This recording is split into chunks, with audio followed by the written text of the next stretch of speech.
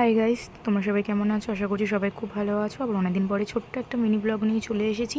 তো আজকে বাড়িতে মা বানিয়েছিল চিকেন মোমো ঘরেই, তো সেটারই তোমাদের ছোট্ট করে একটু শেয়ার করলাম।